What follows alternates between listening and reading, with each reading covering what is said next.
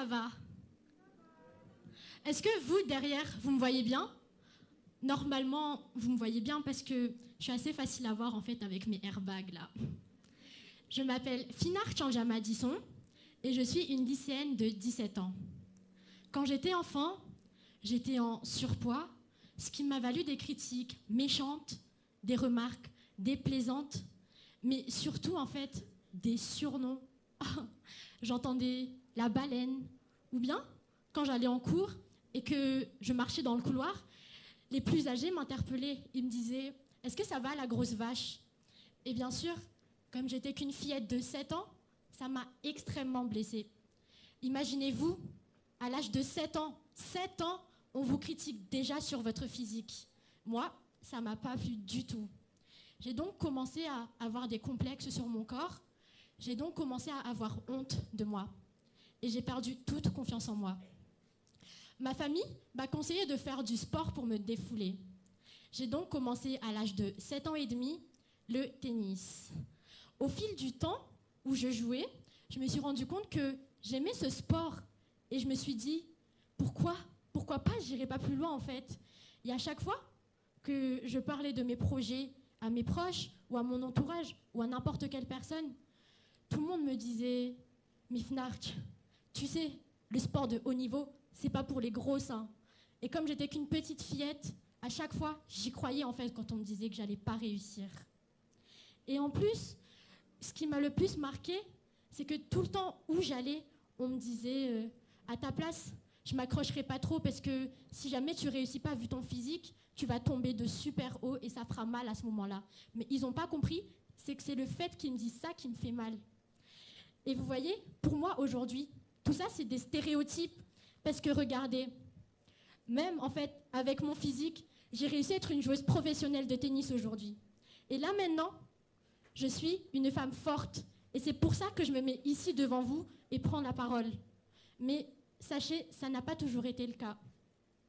Pendant un moment de ma vie, les gens me dénigraient tellement sur mon physique alors que je n'avais que 12 ans.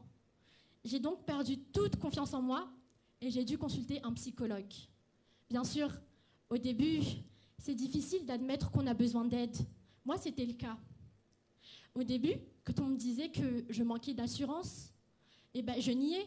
Je disais, mais non, arrêtez de dire n'importe quoi, j'ai totalement confiance en moi. Mais au fil du temps, quand je faisais des matchs, moi-même, je voyais que j'avais pas confiance en moi, en fait. Je me mentais à moi-même depuis tout ce temps.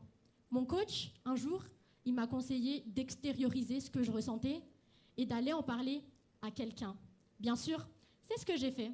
Et contrairement à ce que la majorité d'entre vous pensent, comme quoi les psychologues, c'est que pour les fous, mais pas du tout, en fait. Moi, ça m'a beaucoup aidée. Pourtant, je ne pense pas être folle encore pour le moment. Donc voilà, grâce au soutien de mes parents et de ma psy, j'ai pu reprendre confiance en moi. Et pour la première fois de ma vie, je me suis dit, mais Fnark, en fait, arrête de donner de l'importance à ce que les gens pensent. Arrête de donner de l'importance à ce que les gens disent. Montre-leur qu'ils se trompent. Montre-leur que tu en es capable. Et depuis ce jour-là, je me suis battue. Et franchement, aujourd'hui, je remercie toutes ces personnes qui m'ont critiquée, qui m'ont dénigrée et qui m'ont rabaissée ouvertement. Merci, parce que c'est grâce à vos critiques que je me suis battue.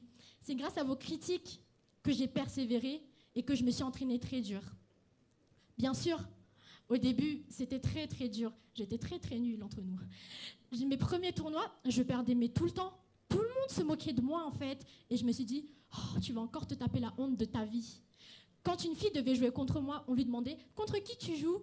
Après, elle disait, Fnark. Et tout le monde dit, la petite grosse là? Et oui, c'était vraiment moi, la petite grosse. Et voilà en fait, pour vous dire qu'au début, c'était très dur. Mais j'ai pas abandonné. J'ai continué à y croire. Et tous les jours, je me battais encore plus dur. Et au final, mes efforts, ils ont servi à quelque chose. En 2014, j'ai eu mon premier titre de championne de Madagascar. En 2015, j'ai eu le titre de meilleur espoir féminin de tennis. Et en 2016, j'ai participé à mon premier championnat d'Afrique. Je suis arrivée 7e. Ouais, 7e, c'est ouf, hein. Non, je rigole. Ouais. Quand j'étais arrivée là-bas, pour moi, c'est comme un exploit quand même, 7e. Parce que j'ai regardé toutes les filles contre qui j'allais jouer. Et franchement, waouh, je vous dis même pas. Elles étaient grandes, mais comme ça, avec un super physique comme ça. Et à côté, on a la petite malgache, toute ronde, toute petite, qui essaie de rivaliser avec elle. C'est pour ça que pour moi, 7e, ce n'est pas rien du tout. Donc, j'ai peut-être pas le physique des filles sur les magazines de mode. J'ai peut-être pas le physique d'une grande sportive. Mais et alors, en fait? J'ai réussi dans ce que moi, j'aimais faire en restant moi-même. Pourquoi je vais changer pour les gens? Si même pas, tant pis pour eux, ils savent pas ce qu'ils ratent. Hein. Et c'est pour ça, si tu crois en toi, quand personne d'autre ne le fait, t'as tout gagné. Assumez-vous, acceptez-vous comme vous êtes. Montrez au monde que le physique ne définit pas qui on est. Mais attendez, après avoir entendu mon discours, réfléchissez. En ce moment, plusieurs personnes se sentent mal dans leur peau. Plusieurs personnes sont complexées. Plusieurs personnes ont honte de se montrer. Ils ont même honte de sortir de chez eux, mais ils sont obligés, bien sûr.